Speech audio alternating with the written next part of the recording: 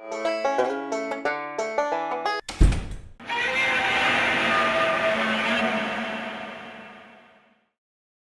everybody, everyone's favorite self-proclaimed professional internet gun expert here, the Yankee Marshal.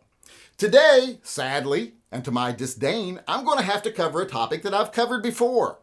Because it seems some people either didn't listen to me, didn't take my words to heart, or worse yet, even dared to challenge my opinion, even though they're not self-proclaimed professional internet gun experts, and I am.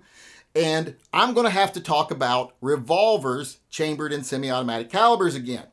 Because in my live chat the other night, someone suggested that it would be okay to buy a revolver chambered in 9mm as a primary carry. And I have covered this before. If you buy a revolver chambered in a semi-automatic caliber, you're a moron. Or a maroon, whatever you want to say, however you want to pronounce it, that's probably what you are. You definitely don't know anything about guns, and you're definitely not a self-proclaimed professional internet gun expert like me.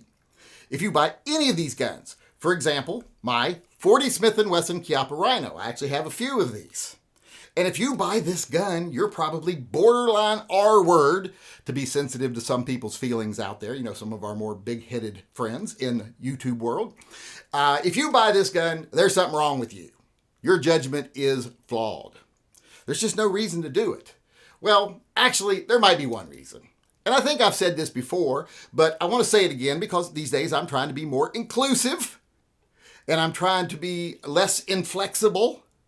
So I want to say there is one time when you might want to carry a revolver chambered in a semi-automatic caliber. I want to reiterate this. This is the only time you can do it. Let's say you're carrying it as a backup, not as a primary. That can make sense. Now, maybe not this gun, it's a little big, but if you were to carry the 2-inch version of this gun in 9mm or 40, that would make some sense if it was a backup gun. And here's why. Because let's say you're carrying a gun like a Beretta. This is a Beretta 96, so it's a 40 Smith & Wesson. But let's say you're carrying a Beretta 92.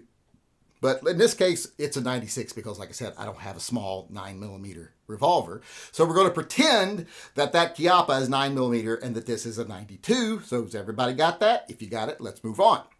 Let's say this gun becomes incapacitated, your primary gun. Someone shoots it.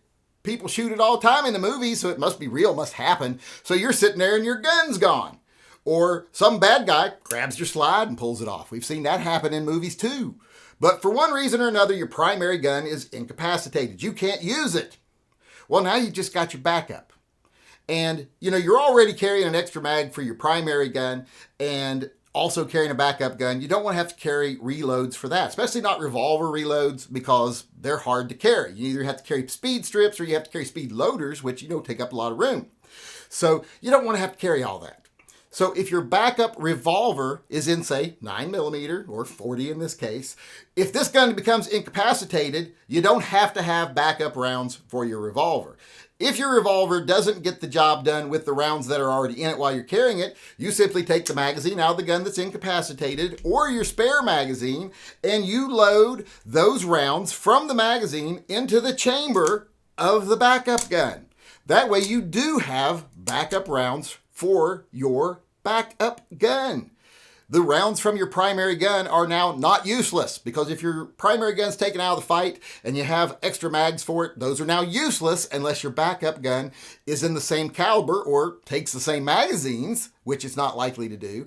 But in this case, you just take the rounds out of the magazine, put them in a gun, and there you've got extra rounds for your backup gun that is a revolver chambered in a semi-automatic caliber. And that is the only time a revolver in a semi-automatic caliber makes sense as a backup so that you can utilize all that extra ammo you carry for your primary gun. It's the only time it makes sense.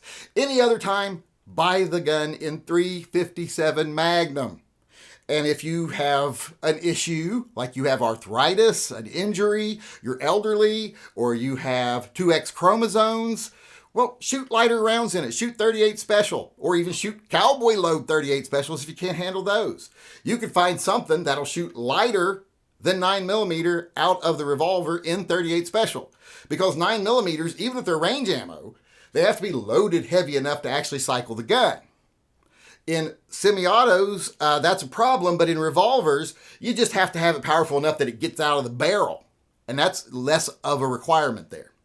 So always get a gun that's a revolver in the caliber it should be in, which is like .357 Magnum or above, unless it's going to be a backup gun to your primary so that you can utilize your backup ammo that you're carrying for your primary.